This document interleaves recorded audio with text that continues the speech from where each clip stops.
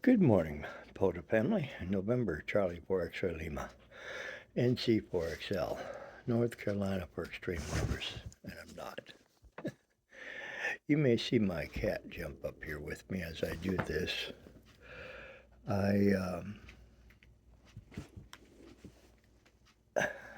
I really want to share the whys.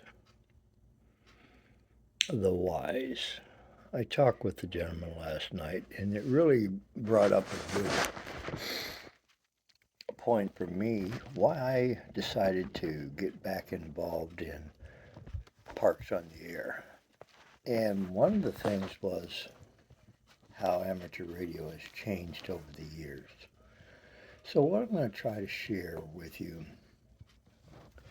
is general conversation of why some folks may have come either back to amateur radio or have found enjoyment in getting involved in POTA. And I'll try to share it from a couple different avenues, the activators and the hunters, okay?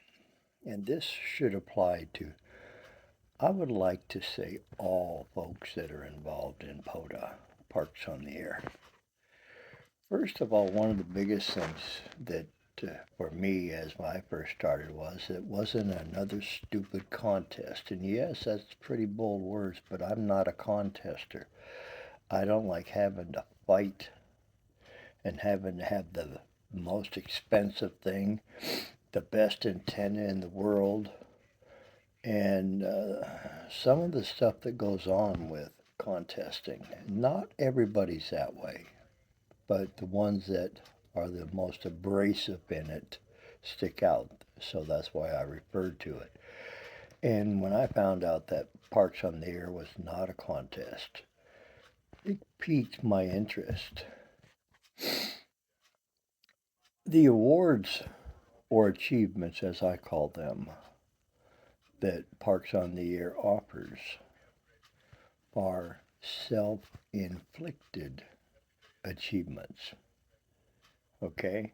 I, me, myself, and I get to go chasing because I'm not really competing with other folks per se to achieve the different levels that I do.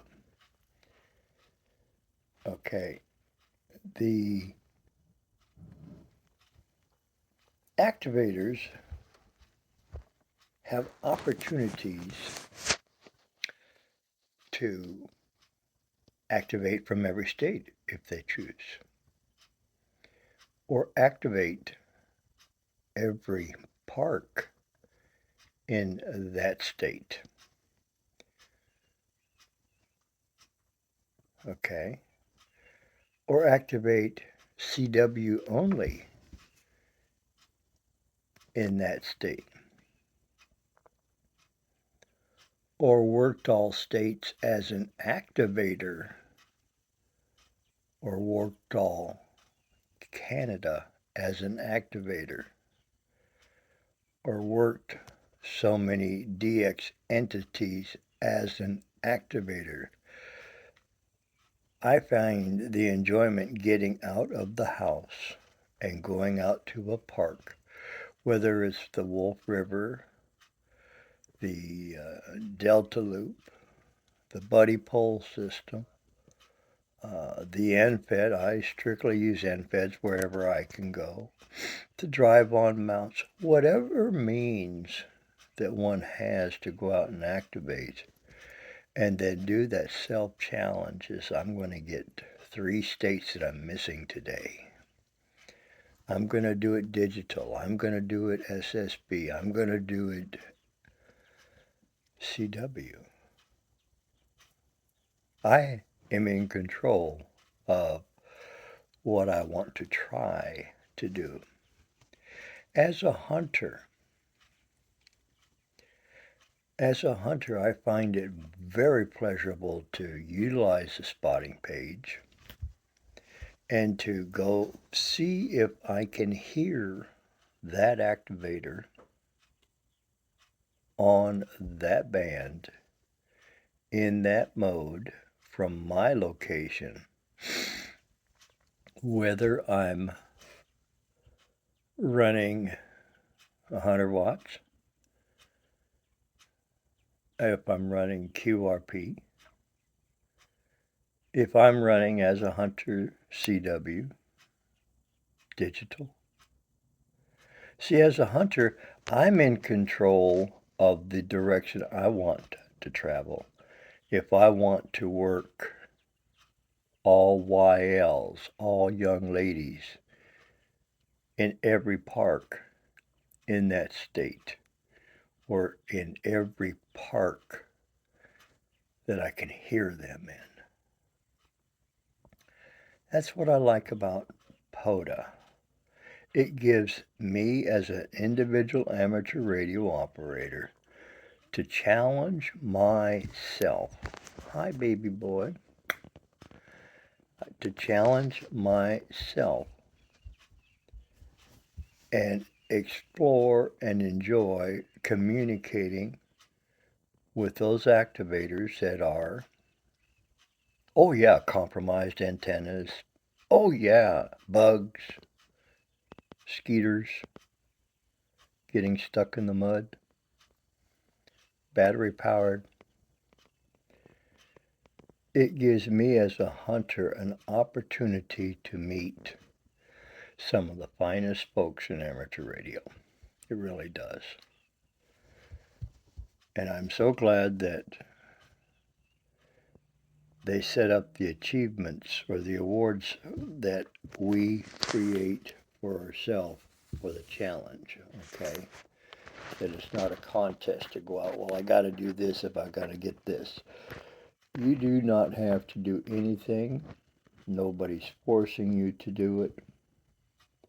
You have the opportunity to challenge yourself. You're not in a race. There's not a time limit. That's the fun part of Parks on the Air. The code of conduct for amateur radios has changed over the years because many people don't even know what it is. But I would have to say probably 90% of the Parks on the Air amateur radio operators do know it and utilize it very professionally. And it's a family group because we all feel like family. When you go on the bands and listen today, and you get ready to start an activation, and there's a gentleman says, "Oh, not another POTA." It's a shame that they would rather sit there and talk about Geritol and some of the other things that are going on in their life, which is their prerogative, their privilege, wing nuts and things like that. But one of the things that we do in POTA is we talk about a whole bunch of stuff from many places with many people from many places.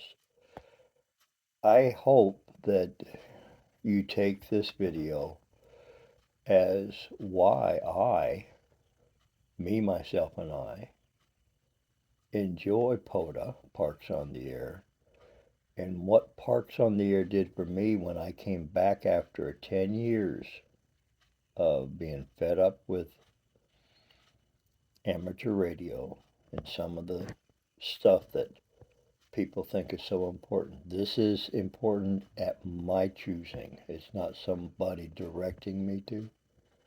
But Parks on the Air has brought me, and I'm sure several other operators, back into the spectrum of playing on the radio,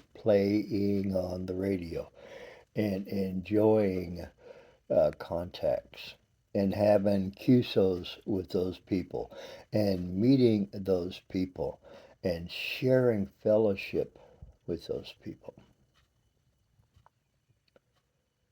If I've offended you in any way, I apologize. It's not the intent. I am not knocking those who chase contests. That's awesome. So please don't take that as an offense. But I, again, am very pleased with the structuring that Parks on the Air folks have created for us to go out and play and have fun and set up the challenges for each one of us on an individual basis. I hope and pray that you will not take offense. If you find that POTA Parks on the Air is enjoyable for you to, if you're an activator, take somebody out with you, not on a day when you want to get a whole bunch of numbers, or not on a day when the propagation has been as rough as it is too. But at the same time, share your enthusiasm, share your enjoyment with others, especially the new hams, so that they can see how exciting this type of fun, as I call it, field day every day with Parks on the Air. May God bless 73s. Hope to hear you on the air. November Charlie for X-Ray Lima. NC4XL, North Carolina for Extreme Lovers. And I'm not. Just dumb. By the way, the coffee I'll be going to get here shortly. As we're sitting here, I've made my instant for this morning. And that's why you don't see a cup today. 73s.